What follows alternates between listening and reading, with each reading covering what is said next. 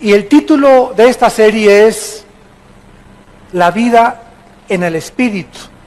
La vida en el Espíritu.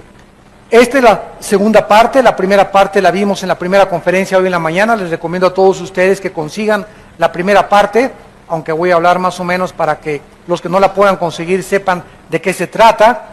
Pero el libro de Romanos, como explicábamos hace unos momentos en la primera conferencia, se llama la Constitución del Cristianismo. El libro de Romanos. Porque el libro de Romanos contiene las doctrinas más importantes. El libro de Romanos es la columna vertebral del cristiano y de la vida cristiana. Porque la doctrina del pecado, de la ley, de la justificación por la fe, Romanos capítulo 5, que es el centro de la teología cristiana, la justificación por la fe, en otras palabras, que Dios declara que el justo por la fe vivirá y que la salvación no es por las obras de la ley, sino por la justicia que Dios cumplió en la persona de su Hijo Jesucristo, de la cual nos hemos apropiado nosotros mediante la fe en su expiación y en su sacrificio. Romanos 6 nos habla del pecado, Romanos 6, 7, 8 nos habla del Espíritu Santo, que vamos a continuar en este momento, y todos los capítulos de Romanos nos hablan 9, 10 y 11, que Dios no ha acabado con Israel, el 12 la importancia de renovar la mente, el 13 la importancia de someternos a la autoridad. No es posible que pueda haber en una iglesia, en cualquier parte del mundo, cristianos que no se sometan a la autoridad. Yo le digo a una persona en una iglesia, oye, no, veniste sin uniforme hoy a servir como decano, como seguridad, y te pone una cara de este tamaño. Y ahí ves en la reacción cuando tú regañas a alguien, que no es regaño, ¿verdad? Es, oye, tú necesitas tener un uniforme, si eres del Ministerio de Seguridad, o de decanes, o de alabanza, o de staff, o de cámaras, o de video, tenemos que tener orden y tenemos que establecer eso en una iglesia. Y los soldados tienen que acostumbrarse a recibir órdenes, a que no te enojes, a que te lo decimos por tu bien, y si no, ¿verdad? Pues no hay ningún problema, yo no puedo servir, pero si vas a servir en un ministerio, tú tienes que someterte y ser un soldado disciplinado. Y si soy decán, traigo mi uniforme de decán, y si no, no puedo funcionar como decán. Eso lo tenemos en todas las iglesias. Entonces, hay principios importantes en la Biblia, como la autoridad, que es importante aprender. Y así vemos nosotros en todo el libro de Romanos, que es maravilloso que podamos entender qué Dios quiere para nuestra vida. Siempre lo he dicho, un cristiano que no conozca el libro de Romanos, un cristiano que no haya estudiado el libro de Romanos, todos los capítulos de Romanos, es un cristiano que no tiene plataforma ni tiene bases en su vida cristiana. Y esta es la razón por la cual están esperando polvito de oro del cielo. Como le dije yo un día a una persona que estaba en una iglesia y que me dijo, mira mis manos llenas de oro. Y le dije, ¿y qué? ¿Y qué te hizo ese oro? ¿Te cambió tu mente? ¿Te dio más fuerza espiritual? ¿Y qué que tengas ahí diamantes y preciosos? Oye, además le dije, en la Biblia dice en Proverbios, que más que las piedras preciosas y el oro, es la palabra de Dios y la sabiduría. Entonces, ¿qué es lo que tú ganas con decir, me cayó polvito de oro, me cayeron diamantes? ¿Por qué todas estas tonterías y babosadas? Porque no tienen fundamentos. Y están esperando visiones, apariciones, cosas místicas, cosas que les pasan, que los tumben al suelo, que les pongan una mano, etcétera, etcétera, porque no tienen la plataforma, el fundamento de la palabra de Dios. Y son llevados, dice Efesios 4, por todo viento de doctrina, por estratagema de hombres que usan las artimañas del error para engañar a los simples, a los incrédulos, a los que no quieren entender que la Biblia se tiene que estudiar versículo por versículo, libro por libro. Y ahí tenemos en la mesa de cassettes el libro de Romanos, los 16 capítulos grabados, para que cualquiera todos los días oigas un capítulo o 6 versículos, 10 versículos, y la palabra de Dios entre a tu vida. Y les decía yo hace unos momentos que la palabra de Dios es la gasolina que necesitamos, que nos empuja para poder funcionar. Muchos de ustedes tienen un carro o tienen su vida sin gasolina. y quieres hacer la obra de Dios, y quieres predicar, y quieres ser papá y mamá, y quieres ser hijo, y quieres ser servidor en la carne. O sea, sin el poder de Dios, porque la carne es muy consagrada también. Y cuando tú haces la obra de Dios en la carne, y comienzas en la carne a ser esposa, a ser hijo, a ser esto, a ser empresario, comienzas a frustrarte, porque el poder no está en la carne, el poder está en el Espíritu. Pero cuando llegas todos los días y te conectas a la palabra de Dios y sacas y chupas la energía que está en la palabra de Dios y cargas las pilas, como dicen los jóvenes, estás funcionando cargado con las pilas. Y las pilas se descargan todos los días. Así que diario tenemos que venir a la palabra de Dios y diario tenemos que estar conectados a la vid, porque separados de mí, dijo Cristo, nada podéis hacer. Muy bien. En esta mañana, que es la segunda parte de nuestro estudio, vamos a leer del versículo 9 en adelante. Mas vosotros no vivís según la carne, o sea, el Espíritu Santo ha entrado a nuestra vida para que ya no la vivamos de acuerdo a lo que yo creo, a lo que yo pienso.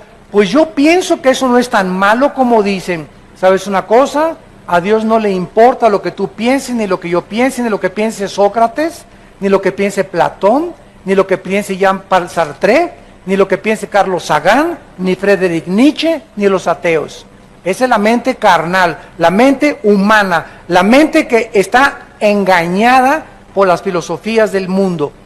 Entonces el cristiano ahora recibe al Espíritu Santo.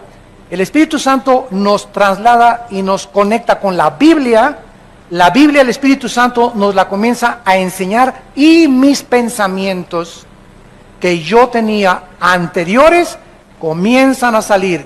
El programa, el software que yo tenía antes, que me metió Marx, que me metió Freud, que me metió Carlos Sagan, que me metió en mis maestros de la escuela, que me metió en los ateos, que me metió en los psicólogos y los psiquiatras, todos esos softwares los inventaron los hombres, van para afuera.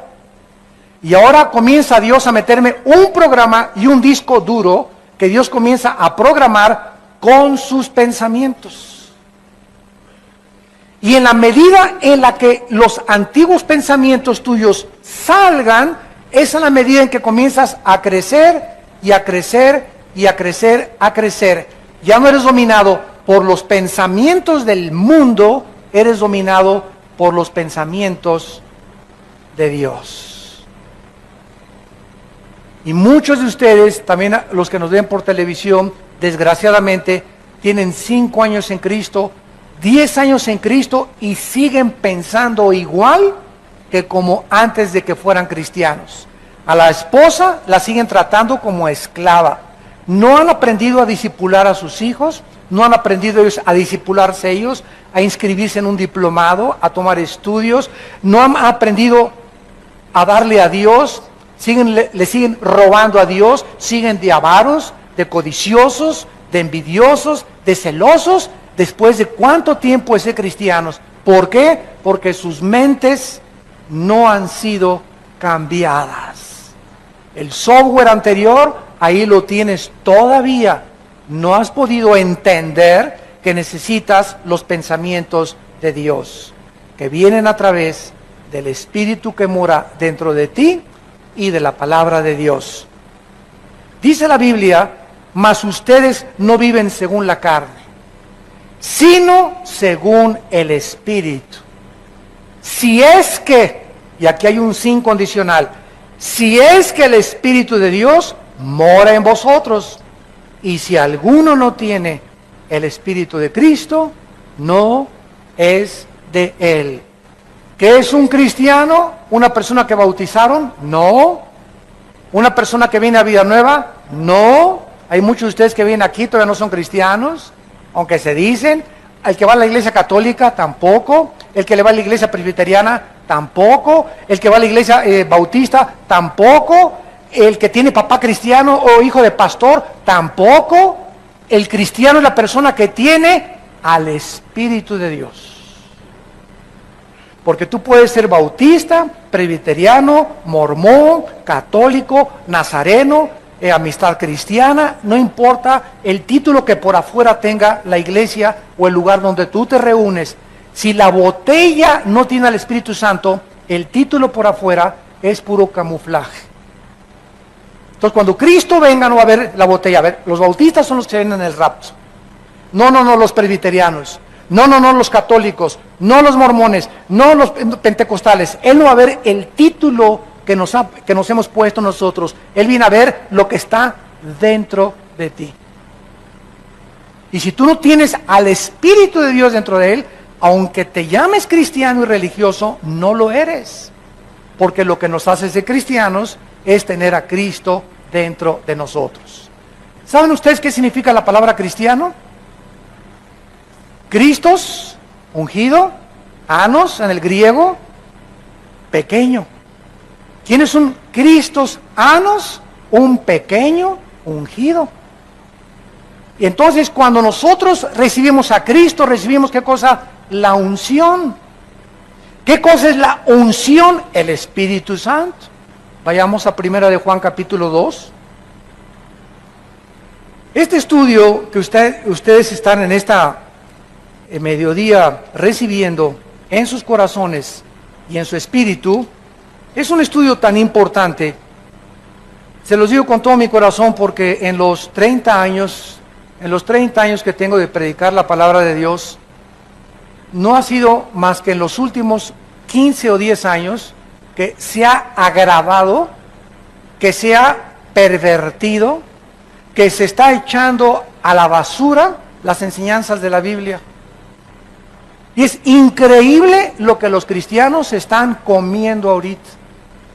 Yo usé un ejemplo hace algún día en Colombia y les dije lo siguiente: la cristiandad es exactamente ahorita como los niños de 3 años de edad. Porque un niño de 2 o 3 años de edad, tú lo pones junto a la popó, y los niños de 2 o 3 años de edad agarran la popó y se la comen. Y no les da asco cuando la huelen, el excremento, porque los sentidos de un niño de 2 o 3 años todavía no están desarrollados para poder distinguir los malos olores y lo que sabe mal. Pero un niño de 5 o 6 años ya junto a un excremento hace puchi. ¿Por qué? Porque comienza a desarrollar el sentido en contra de los malos olores. Entonces, así como los niños chiquitos se comen todo y todo se llevan a la boca, la cristiandad actualmente del siglo XXI, todo se lo están llevando a la boca. No distinguen ya lo que huele bien y lo que huele mal, si es de Dios, si no es de Dios, todo se lo están creyendo, porque no tienen el conocimiento de las Escrituras. Porque no han querido discipularse, creen que el ser cristiano es venir un domingo a la iglesia y entre semana hacer lo que tú quieras, ni un estudio bíblico entre semana, no leen la Biblia en su casa, no han tomado en serio a Dios, no han descubierto el poder del Espíritu Santo dentro de sus vidas.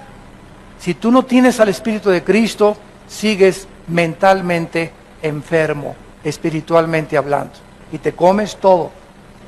El otro día oí una predicación que gritaba el predicador: ¡que caiga fuego del cielo! ¡Que caiga fuego del cielo! Y yo estaba junto a uno de sus asistentes y le dije: mira, dile al predicador que el fuego del cielo en el Antiguo Testamento caía, en el Antiguo Testamento, sobre los sacrificios, para quemar el sacrificio como un símbolo de que Dios aceptaba el sacrificio. Tenía que haber una señal visible, empírica, de que Dios aceptaba el sacrificio.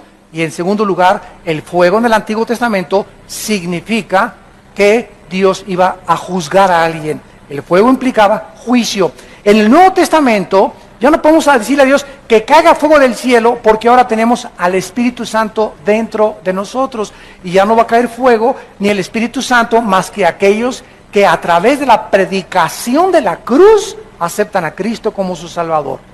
Pero yo no soy nadie para decir que caiga fuego del cielo sobre esa persona, y que caiga sobre esa persona, y que caiga sobre esa persona, porque son barbaridades.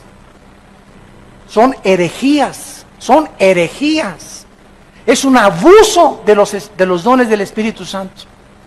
Y la gente se lo come todo, y sí me caiga fuego del cielo. Y si no se comienzan a hacer así, y no comienzan a hacer así, entonces no ha caído fuego del cielo, y comienzan todos así, y otros a tirarse al suelo. ¿Por qué? Porque les han hecho creer que eso es tener al Espíritu Santo. Y el Espíritu Santo no es un espíritu de desorden, es un espíritu de orden, no es de confusión. El Espíritu Santo estaba funcionando dentro de nosotros, ya lo tenemos dentro de nosotros, y miren lo que dice 1 Juan capítulo 2, versículo 20. Pero ustedes tienen la unción del Santo. ¿Quiénes tienen la unción del Santo? ¿A quién le está escribiendo el apóstol Juan? A los cristianos, a la iglesia de Cristo. Tú eres cristiano, tienes al Espíritu Santo. ¿No tienes al Espíritu Santo? No eres de Él. Tienes al Espíritu Santo, tienes la unción. Y esa unción, que es sinónimo del Espíritu Santo, no se sale. Efesios 1, 13 y 14. No se sale de mi vida, porque es un sello, es una garantía que Dios nos ha puesto, el Espíritu Santo, para que nosotros sepamos que le pertenecemos, que estamos protegidos por Él, y que hasta el día de nuestra muerte, el Espíritu Santo se va a salir cuando te entierren en el panteón. El Espíritu Santo se va a salir de tu alma, porque ya vamos a ser como Él, vamos a estar en la presencia de Dios, ya no vamos a necesitar al Espíritu Santo entre nosotros. Pero mientras estamos en la tierra, necesitamos a Dios dentro de nosotros. Entonces, porque llega una persona y dice, quiero que me vuelva a ungir. ¿De dónde sacaste eso? Ni en la Biblia del Mormón existe eso. Quiero que me ponga su mano para que me unja. Ya estás ungido si eres cristiano. Quiero que me dé una doble porción de su Espíritu. Eso fue en el Antiguo Testamento. En el Nuevo Testamento, Dios no nos ha dado el Espíritu por medida. Ya tenemos a Dios enterito, al Padre, al Hijo y al Espíritu Santo entre nosotros. Entonces, oímos tantas cosas y nos la comemos. Nos la comemos y nos la comemos porque tal predicador es una celebridad o es muy famoso, y como es muy famoso, no puede estar equivocado. Y no se nos olvida que el diablo conoce también las Escrituras. Entonces, el hecho de que se predique la palabra no significa que esa persona siempre está bien. Tenemos la responsabilidad nosotros de estudiar por nosotros mismos la palabra de Dios. Pero así están las iglesias por todas partes en el mundo. Cuando llegué a Guatemala me dijeron, hermano, estamos hartos, estamos cansados ya de tantas barbaridades, de tantas cosas que oímos en el radio, que vemos en la televisión, de predicadores que juegan con los dones del Espíritu, que le hacen a la gente, reciba el Espíritu Santo. Oye, ¿desde cuándo si no eres ni Cristo? El Espíritu Santo viene a través de la imposición de la creencia y la fe en la cruz del Calvario. No viene porque te sople. Cristo lo hizo como una antesala a lo que vendría después, porque el viento se compara con el Espíritu Santo, pero nunca, jamás en el Nuevo Testamento se nos dice que el Espíritu Santo viene a través de soplarle a alguien.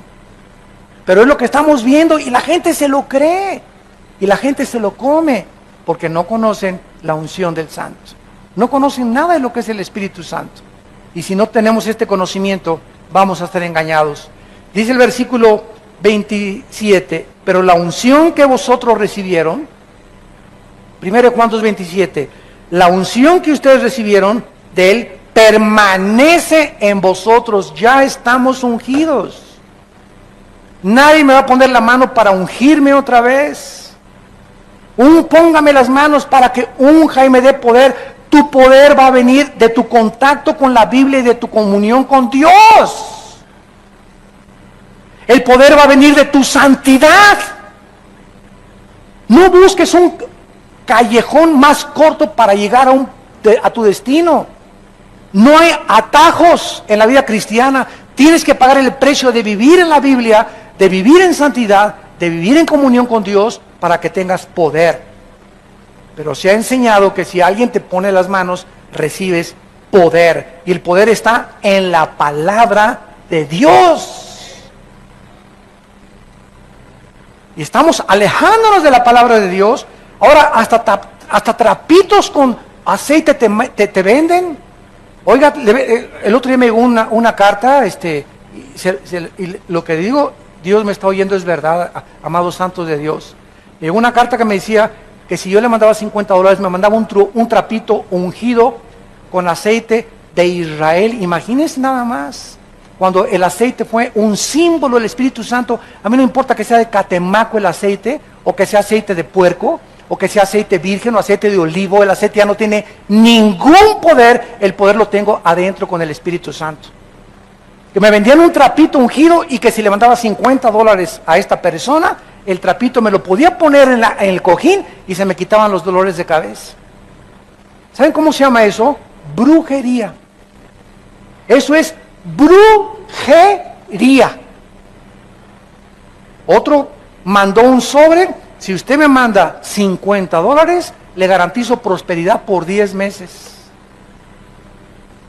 O sea, comenzamos como comenzó Roma, a vender la salvación y los favores de Dios. Dame y haz negocio con Dios. ¿Cuánto te cuesta la salud? $200 al predicador. ¿Cuánto te cuesta que no haya maldiciones? Y le mandas $150. Y comenzamos un tipo de intercambio con el cielo, donde estamos comenzando a dar dinero, con la creencia que el dinero que estamos dando es para que Dios nos haga un favor. Y a Dios no lo compra nadie, ni nadie hace negocios con Dios. ¿Cómo es posible que este predicador se haya atrevido, que es famosísimo en el mundo ahorita, es de los que tumban a la gente? ¿Cómo es que se haya atrevido a decir que por $50 te manda 10 meses de prosperidad, te las garantiza? Oiga, ¿y a los 10 meses otro seguro de vida? Tengo que mandar otros $50, o sea, voy a depender yo de mandarle $50 para que el predicador, no la Biblia, ni mi relación con Dios ni Cristo, ese hombre, si yo le mando dinero, me garantiza la prosperidad. O sea, mi prosperidad va a depender ahora de estar ligado a ese hombre económicamente y no con Cristo. Qué pesado está, ¿verdad? Pero ya cuando lo desmenuzamos nos damos cuenta las barbaridades que se están enseñando y el pueblo se las está comiendo enteritas por no conocer la palabra de Dios. 1 Juan 2:27, la unción que ustedes recibieron de Él permanece en vosotros. No tienen necesidad de que nadie les enseñe, como la unción les enseña todas las cosas y es verdadera. No es mentira, según ella os ha enseñado, permanezcan en Él. Este versículo no está enseñando que no necesitamos maestros. Está enseñando que ya no necesitamos que nadie nos enseñe en las cosas espirituales, porque nuestro maestro ahora es el Espíritu Santo, usando a pastores, usando a predicadores. Entonces, si yo quiero aprender algo de Dios, no voy a ir con Walter Mercado. Si yo quiero aprender algo de Dios, no voy a ir con el psiquiatra, con el psicólogo. Si yo tengo un problema en mi familia con un hijo de conducta, no lo voy a llevar al psicólogo para que el psicólogo lo cure, ni lo voy a llevar al psiquiatra para que me diga qué problema tiene mi hijo. ¿Por qué? Porque tengo la mente de Dios. Y Dios me dice ahora que todos los problemas del ser humano tienen una raíz, y la raíz es espiritual, siempre, siempre, siempre, siempre. Mi hijo tiene problemas de conducta, hay un problema espiritual en su vida, no es mental, su mente está afectada porque hay algo más profundo de la mente que es el espíritu. Y hay que atacar con la medicina de la sangre de Cristo el espíritu, el problema espiritual, y no solamente un paliativo y darle una curita con la mente. El psicólogo te pone curitas, te llena de chochos, Equanil, Valium, Prozac, y te pones más loco después cuando pasa el tiempo. Y si no tienes la pastilla y el chocho, te pones nervioso, ya no puedes dormir, ya no puedes levantarte sin las pastillas, porque los psicólogos y los psiquiatras no pueden dar la terapia que solo la sangre de Cristo puede curar. Ningún psiquiatra, ningún psicólogo te puede curar. Te pueden decir de dónde viene tu problema. Pues mire usted, a usted la abusaron y por eso usted es frígida en su matrimonio con su esposo, porque es una muchacha a que abusaron de ella, otra la agarró una lesbiana, otra tenía un papá dictador y por eso la muchacha es fría también en su amor, y te dicen de dónde viene el problema, pero no te pueden dar la medicina. No te pueden cambiar, porque el único que puede cambiar el corazón es Dios. Tú puedes ir a marihuanos anónimos, alcohólicos anónimos, neuróticos anónimos, nerviosos anónimos, y te ponen curitas nada más y ya dejó de tomar, ya no es nervioso, ya no es neurótico, pero hay una raíz debajo. Él sigue siendo mal esposo, sigue siendo mal padre, ahora es una persona cuerda, pero es una persona cuerda loca. Ahora ya no toma, pero ahora es golpeador. Ahora ya no es marihuano, pero ahora es ladrón. Ahora ya no es esto, pero es aquello. Y vemos que continúa la cadena porque la raíz del problema es espiritual. Amados santos de Dios, entiendan lo que Dios quiere para sus vidas. Ya no sean niños, sino maduros en su manera de pensar. Regresamos a Romanos. Y dice la Biblia, el que no tiene el Espíritu de Cristo no es de Él. Ahora en el versículo 10 y 11, dice la Biblia que si Cristo está en nosotros, el cuerpo en verdad está muerto. Recuerden que la palabra morir y muerto, recuérdenlo por favor, en la Biblia no significa cesar de existir. La palabra muerto en la Biblia significa separarse, separado, separación. Entonces, cuando una persona muere físicamente, su cuerpo lo entierran y no cesa de existir. La palabra muerte no significa cesar de existir. El cuerpo lo entierran y el cuerpo se separa del alma y del espíritu, que se van a la presencia de Dios. Tu cuerpo lo entierran, lo creman en el panteón, o te mueres en el océano, o no importa dónde te mueras y lo que le pasa a tu cuerpo, se sale tu alma y tu cuerpo, se separan. Se llama muerte, la separación del alma y del espíritu del cuerpo. Nacimos todos muertos, dice la Biblia de Efesios 2:1, nacimos muertos en pecados, nacimos con cuerpo y con mente, pero nacimos separados de Dios espiritualmente. Recibimos a Cristo, Él entra a nuestra vida, nos volvemos a conectar con la fuente de energía y comenzamos a entender los pensamientos de Dios en la Biblia.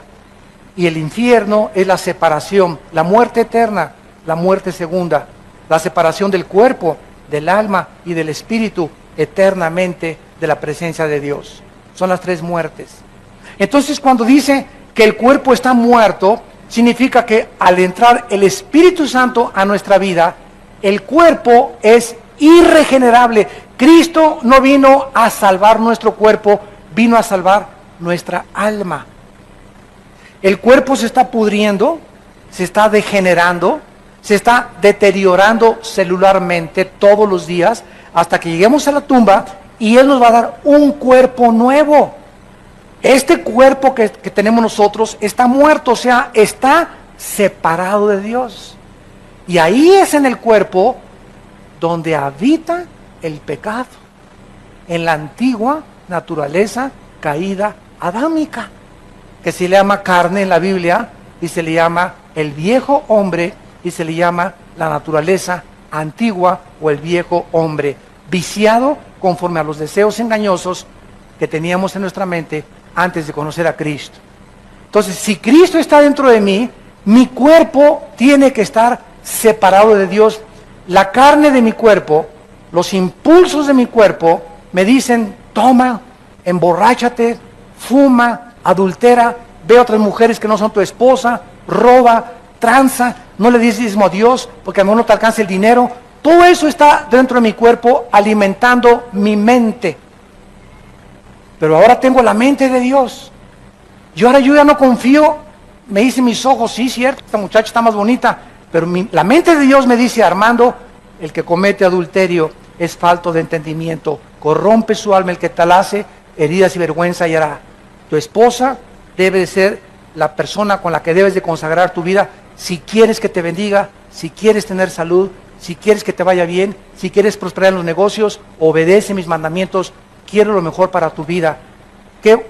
¿A quién le vas a hacer caso? ¿A los antiguos pensamientos de la antigua vida o a la nueva vida que Cristo está dentro de ti? Si Cristo está dentro de mí, mi cuerpo tiene que estar muerto, separado de mi espíritu.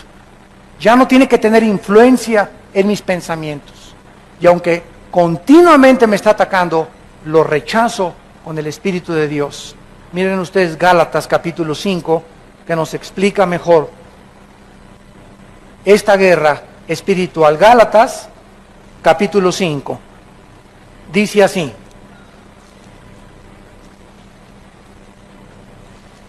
versículo 16. Digo pues, ¿qué? Andar. ¿Qué significa andar en el Espíritu? Bueno, se nos habla de un camino. Hay un camino, es el del Espíritu. Es el camino de la justicia, es el camino de la santidad, es el camino de la verdad. Hay otro camino, el de la carne. Es el del pecado, el del robo, el de la tranza, el del adulterio, el de las mentiras, el de la falta de integridad, el de la hipocresía. Es el camino en el que yo andaba y en el que tú andabas antes de Cristo. Ahora se nos dice, ese camino lleva a la muerte. Te separa de Dios. Camina en el camino que Dios nos ha dejado, que se llama el camino del Espíritu. Donde el Espíritu, lo vamos a ver, te va a guiar. Ahora te agarras del Señor y Él te va a guiar. Él es mi pastor, aunque ande valle sombra de muerte, no temeré mal alguno. Me guiarás por sendas de justicia, por amor de tu nombre. Eso es lo que significa andar en el Espíritu. Andar, caminar en las cosas que pertenecen al mundo espiritual. Y dice así, y no satisfagáis los deseos de la carne. En otras palabras, me levanto en la mañana y mi carne me pide, ¿verdad? Haz esto, haz aquello, inclínate a lo que eras antes. Ahora el Espíritu de Dios, no, hijo mío, no lo hagas. Séle fiel a tu esposa, no robes, sigue la justicia, sigue la santidad, no le hagas caso a la carne, porque cada vez que le dices a la carne, sí, y cada vez que vas al refrigerador a las 11 de la noche y tienes una panza de Santa Claus y te comes patitas de puerco en vinagreta, estás haciéndole caso a la carne. Y mientras más caso le haces a la carne, más te separas de mí, dice el Señor. Porque la carne es enemistad contra mí. Porque la carne no se somete, no puede someterse a mis leyes. Para eso tienes a mi espíritu, para que obedezcas a mi espíritu. No veas esas películas. Ves la pornografía y estás alimentando la carne. Ay, la carne, sí. Y estás viendo la pornografía, y estás viendo los asesinatos, y estás viendo la sangre. Alimento para la carne, y está engordando tu carne. Y después de 2 o 3 días de estar con esos pensamientos, ¿cómo puedes querer andar en el Espíritu? ¿Cómo vas a resistir la tentación cuando tu novio te ponga las manos y te quiera besar y se quiera pasar de listo contigo, poniéndote las manos donde no debe de ponerlas? No vas a tener la fuerza para tumbarle los dientes de una cachetada. No vas a tener la fuerza para dejarle ver las piernas a tu secretario en tu oficina. No vas a tener la fuerza para resistir las tentaciones porque tu carne está gobernándote todavía. Te está dominando todavía. Y tu espíritu es el que debe de manejar tus pensamientos. Y tu fuerza y voluntad tienen que estar bajo el dominio del Espíritu Santo. Andes del Espíritu y no satisfagas la carne. Versículo 17, porque el deseo de la carne, todos los pensamientos y los designios de la carne son en contra del Espíritu. En otras palabras, estamos en un ring, para que me entiendan mejor. Un ring. Hay 4 esquinas en un ring, salen 2 boxeadores. Señoras y señores, en esta esquina, la carne. Y en esta esquina, Pancho Pistolas. No, no es cierto. Si Pancho Pistolas se enfrenta a la carne, garantiza, nadie te va a apostar, va a ganar la carne. No dice eso la Biblia. La carne se opone, no contra Pancho Pistolas, la carne se opone contra el Espíritu. En esta esquina la carne, en esta esquina el Espíritu. Y si tú dejas que el Espíritu pelee tu pelea, y tú te haces a un lado, y dejas que el Espíritu se enfrente a tu carne, y tu Espíritu gobierne tu carne, y domine tu carne, tienes la victoria garantizada. Pero si tú quieres en tus propias fuerzas, sin tener contacto con la Biblia, sin estudiar la Biblia, sin tener una vida de oración, enfrentarte a la carne, no vas a poder. Como dijo un hermano el otro día, ay hermano, usted no imagina cuántas tentaciones tengo. Le dije, solamente tú, y como dijo don Teofilito, y las seguiremos teniendo. No eres el único que estás lleno de tentaciones, no eres el único que eres atacado, todos somos atacados y todos tenemos la misma guerra. Yo tengo mis demonios contra los que yo tengo que pelear, y tus demonios que te están atacando a mí, no me están atacando a mí, te están atacando a ti porque tú eres diferente de como yo soy. Así que tú tienes que pelear contra tus demonios, yo tengo que pelear contra mis demonios, y escucha esto, mientras más crecemos, escúchame pastores y líderes espirituales, mientras más crecemos en el Espíritu, mayor oposición demoníaca tendremos que enfrentar. Los demonios con los que yo peleé y los principados del año pasado ya no son los mismos que estoy enfrentando en el siglo XXI y en este año del 2010. Ahora los principados que se oponen contra mi vida, mi ministerio, mi familia, mis hijos, son mucho más pesados y son más poderosos que los que enfrenté el año pasado. Si es que he crecido del año pasado a este pasado en el espíritu. Pero mientras más crecemos, más oposición vamos a tener. Porque todo aquel que quiera vivir piadosamente en Cristo Jesús, padecerá persecución. Así que todos tenemos nuestra guerra que librar y se llama la batalla de la fe. Pero al mismo tiempo que se levantan contra mí, contra ti, cada vez mayores demonios, mayor es el que está dentro de nosotros. Y no importa los gigantes y el tamaño que adquieran y que alcancen a Goliat de 4 metros, el demonio que tenga que enfrentar que tenga 5 metros de altura, mayor, y no vengo contra ti en mi nombre, vengo contra ti, filisteo incircunciso, en el nombre de Jehová de los ejércitos.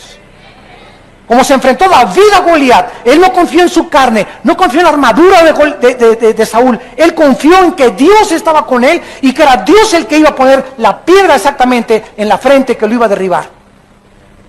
Esa es la confianza que tenemos que tener nosotros. No tengamos temor porque mayor es el que está dentro de nosotros y ningún arma forjada contra nosotros podrá prosperar. Es la confianza que te da el Espíritu Santo. No, ay, el hermano nos dijo que están más grandotes los chamucotes ahora. Pues ahora ya no voy a hacer. Al contrario, te creces más porque el diablo nunca ataca a los que van adelante como a los que van hasta atrás. Los que se quedan rezagados son los que más fáciles presa para el diablo. Cuando iban a Canaán, dice la Biblia que Amalek atacó la retaguardia, los que iban hasta atrás.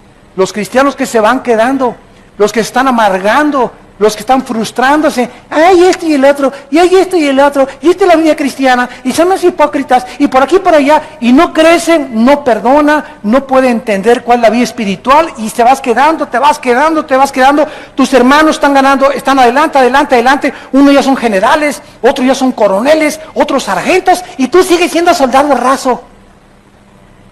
En 10 años eres soldado raso. No has crecido espiritualmente. ¿Por qué? Porque tu mente, tu mentalidad no ha podido ser cambiada. No has podido renovar tu mente con la palabra de Dios. Hay una guerra entre la carne y que entre el espíritu, y dice Gálatas 5:17, y estos se oponen. Hay guerra entre el espíritu y hay guerra entre la carne, para que no hagamos lo que nos da la gana. Antes de ser cristiano, fumar, órale. Nos íbamos con las chavas, ¿verdad? Que, oh, mi compadre, mi don Teofilito, mi Pancho Pistolas, mi Emiliano Zapata, ¿cómo está usted? Bien. ¿Y qué crees que anoche anduve con 3 chavas? ¡Ah, ese es mi compadre, macho como Villa!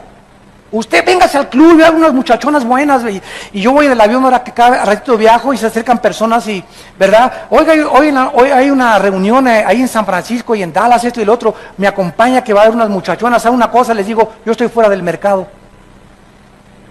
¿Qué quiere decir usted? Yo ya estoy fuera del mercado. O sea, yo estoy ya comprometido con una mujer. Ay, si a poco ustedes de los que nomás con una mujer, digo, así es. Tú no tienes, les digo, el valor. ¿Sabes lo que es un hombre? El valor de un hombre es serle fiel a su esposa. Eso es lo que se muestra que tener pantalones verdaderos. Eso es lo que se llama ser viril. ¿Sabes por qué? Porque cuesta trabajo ser fiel. Qué fácil es irte con cualquiera, pero cuesta mucho trabajo vivir con una sola persona y dedicarte a esa persona, porque se necesita carácter.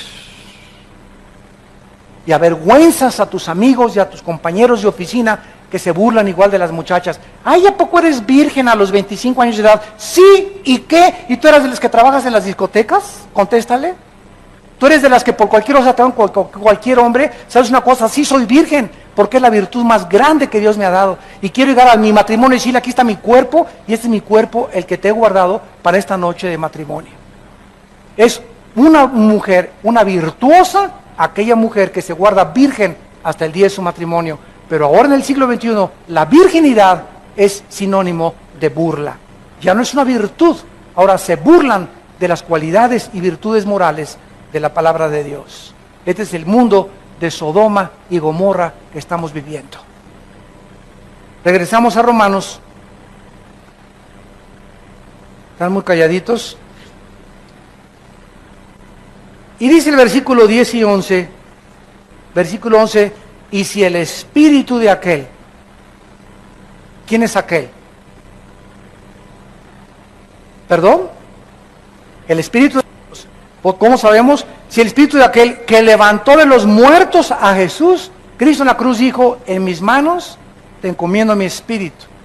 Su espíritu de Cristo se lo encomendó al espíritu de Dios.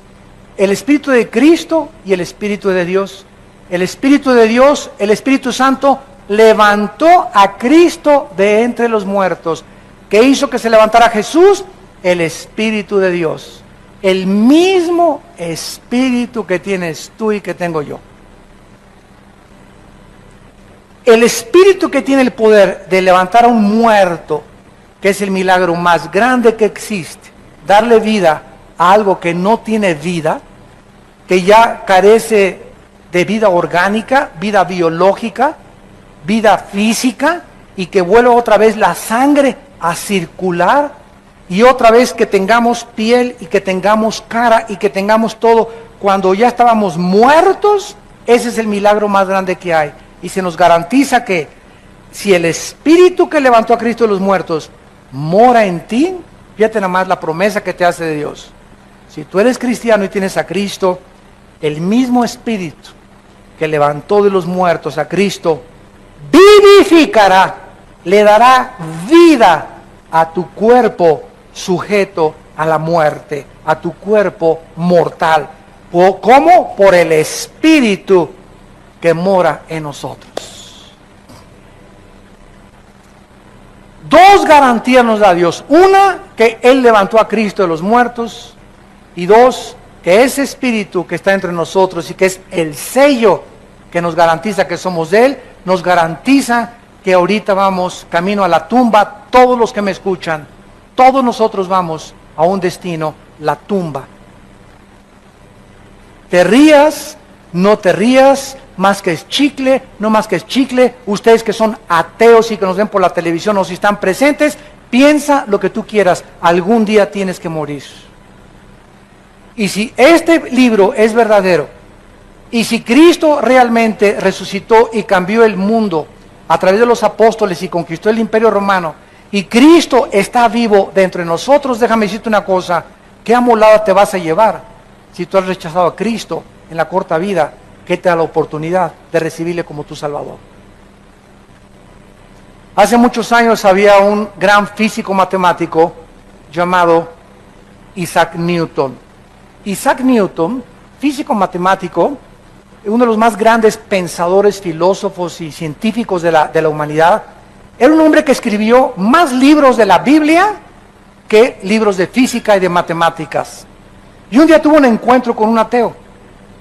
Y el ateo se comenzó a burlar de Newton y le dijo, señor Newton, usted dice que cuando muramos, ¿verdad?, hay un infierno y hay un cielo. Newton le contestó, no, espéreme tantito, yo no lo digo, lo dice la Biblia.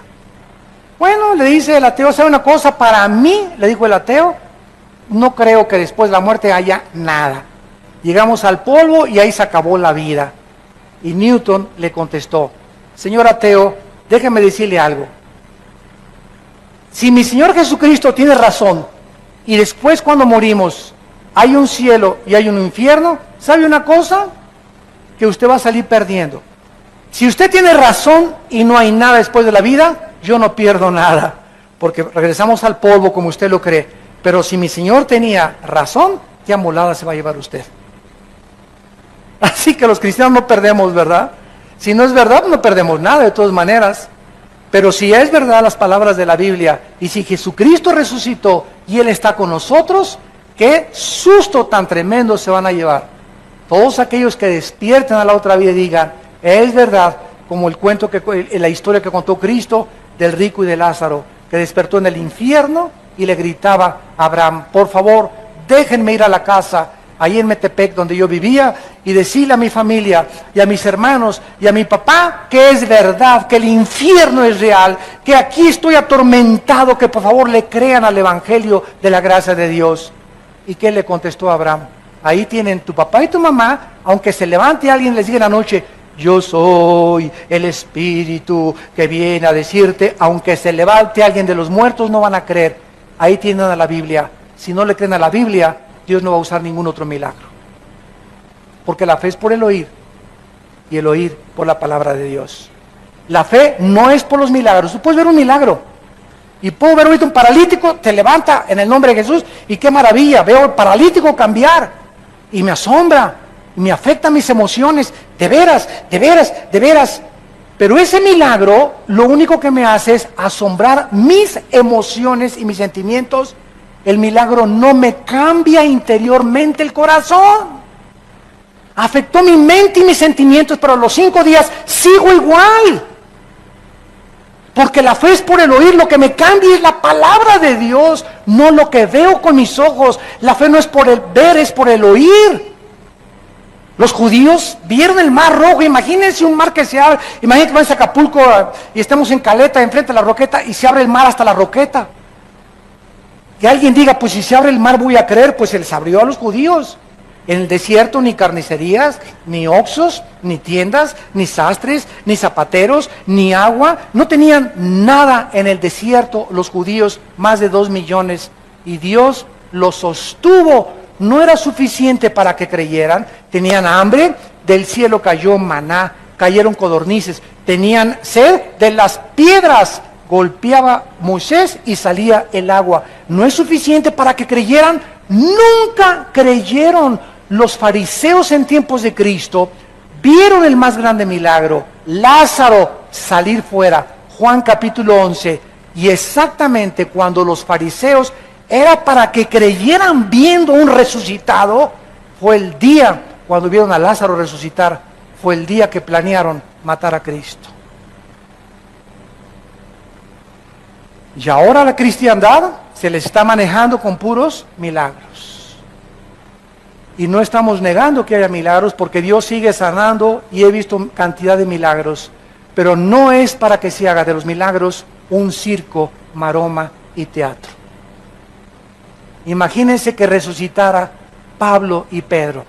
Vengan por favor a este lugar, 250 a la entrada. Y vean cómo Pedro hace milagros. A ver, ahora pase usted y dé testimonio de lo que Dios hizo en su vida. ¿Sabes una cosa? Cristo se negó públicamente a hacerlo, porque no es para entretener a nadie, era para demostrar que Él era el Hijo de Dios. Pero no para hacer de los dones. A ver, vengan ahora a ver cómo hablo en lenguas. Vean ahora los dones de sanidad. Los dones no son para ser exhibidos, son para edificar a la iglesia. Son para edificar a la iglesia. Y para que los incrédulos puedan saber que a través de los dones, como la profecía, que es mayor que las lenguas y mayor que las sanidades, a través de declarar la palabra de Dios, crean, porque el mensaje es a través de la predicación de la cruz. Si yo fuera levantado, dijo Cristo, a todos atraería a mí mismo. No es por circo, maroma y teatro y tumbar y caerse que la gente va a crecer y edificar. Por eso es una iglesia de niños de 3 años, porque solamente quieren chatarra, taquitos, palomitas, papitas, Coca-Cola y cochinada y media. A un niño le das ¿qué quieres? ¿Verduras o Coca-Cola? ¿Jugo de zanahoria o Coca-Cola? Va a querer dulces y Coca-Cola porque son niños. Los niños les gustan los dulces. Y la cristiandad está igual. ¿Qué quieren ustedes? ¿Chatarra o la palabra de Dios? Quieren chatarra, queremos dulces, queremos sanidades, queremos sentir, queremos experimentar, queremos ver, queremos sentir, queremos saber, y la fe es por el oír.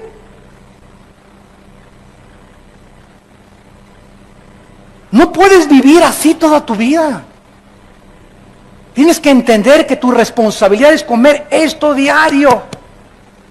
Comerlo, masticarlo, deglutirlo, asimilarlo, esto, la Biblia, la palabra de Dios. Ahora se usa también que profetizar es, pues le profetizo que su hijo va a ser nena.